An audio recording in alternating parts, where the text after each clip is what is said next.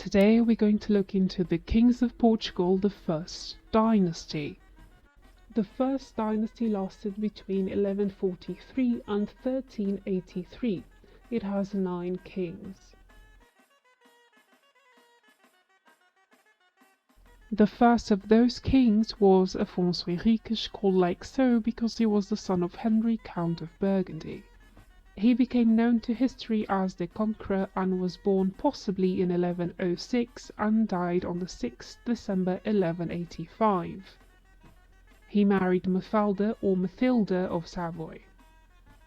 The founder of the dynasty was the son of Henry, a count from Burgundy, and Teresa, a child of King Alfonso VI of Castille and Leon.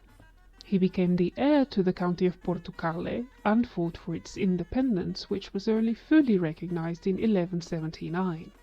His reign focused on military feats, establishing alliances and later administering the newly conquered lands.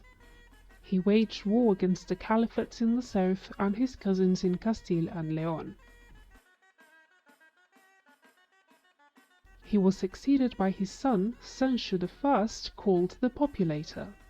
Sancho was born on the 11th November 1154 and died on the 26th March 1211. He was baptized as Martinho because he was born on the day of Saint Martin. He only became heir when his older brother Enrique died.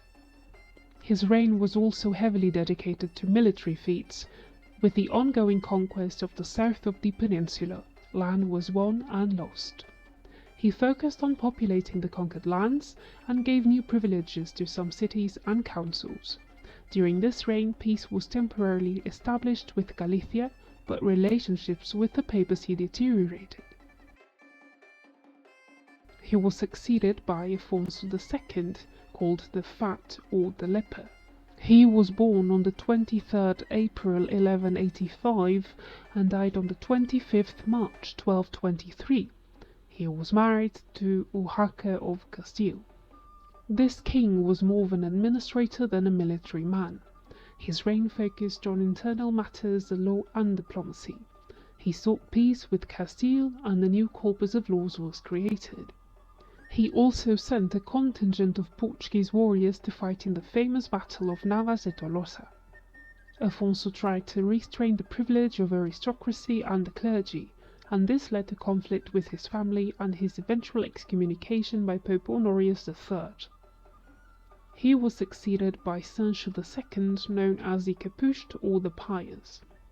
He was born on the 8th September 1209 and died on the 4th January 1248. He was married to Messia Lopes de Haro. He became king at the age of 13 and inherited his father's diplomatic issues with the papacy. Nobility thus took charge and settled these matters, so he spent a major part of his reign in military conquest, taking advantage of a new phase of the Reconquista, the equivalent to the Iberian Crusade. Power abuse from nobles led to popular discontentment, especially amidst wealthy non-noble individuals. His brother Afonso joined the plotting, and Sancho was eventually deposed by the Pope. He was succeeded by his brother Afonso III, known as the Buluner. He was born on the 5th May 1210 and died on the 16th February 1279. He was married twice, first to Mathilde II, Countess of Boulogne, and secondly to Beatrice of Castille. He became Count of Boulogne through his first marriage, which was highly advantageous for his private finances. When his brother was deemed unfit to rule, he returned to Portugal and fought for the throne. Later he married Beatrice of Castile. During his reign, Algarve was conquered, and the Treaty of Badajoz established the borders between Portugal and Castile.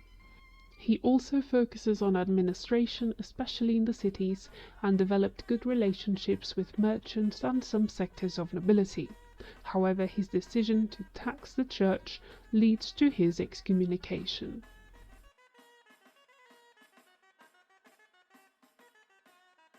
He was followed by Dinis, known as the farmer or the poet. Denis was born on the 9th October 1261 and died on the 7th January 1325. He was married to Isabella of Aragon.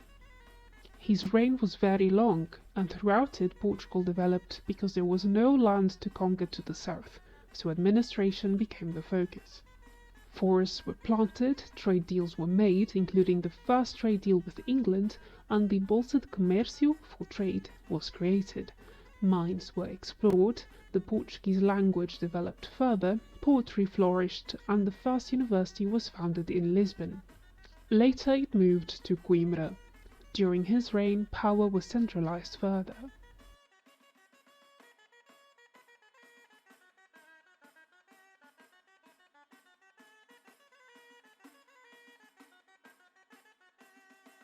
Then comes Afonso IV, known as the Brave. He was born on the 8th February 1291 and died on the 28th May 1357. He was married to Beatrice of Castille. His reign was pretty restless. While he was still a prince, he was at war with his father due to the latter's preference for an illegitimate son. Then he was at war with his half-brother, then with the King of Castile, and the coalition between the King of Fez and the Emir of Morocco. He tried to centralize power further, especially in what regards justice. The navy was developed and the Atlantic began being explored. During his reign, the Black Plague reached the Kingdom of Portugal. The later years of his reign were marked by conflict with his son and heir, Pedro. He openly preferred Inês de Castro, a noble woman, to his lawful wife, which led to the king's decision to execute Inês, and then to another civil war. Then came Pedro I, known as the Just or the Cruel. He was born on the 8th April 1320 and died on the 18th January 1367. He was married to Constança Manuel and perhaps to Inês de Castro, although this is unconfirmed. The circumstances that surround his relationship with Inês de Castro, his wife's lady-in-waiting, are chronicled to this day.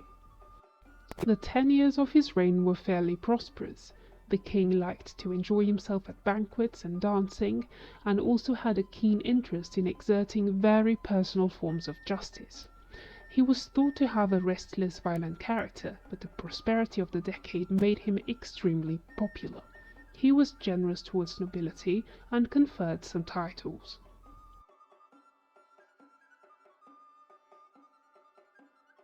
The last king of the dynasty is Fernando, known as the Handsome or the Inconstant.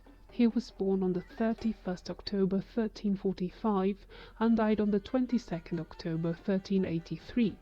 He was married to Leonor Telge.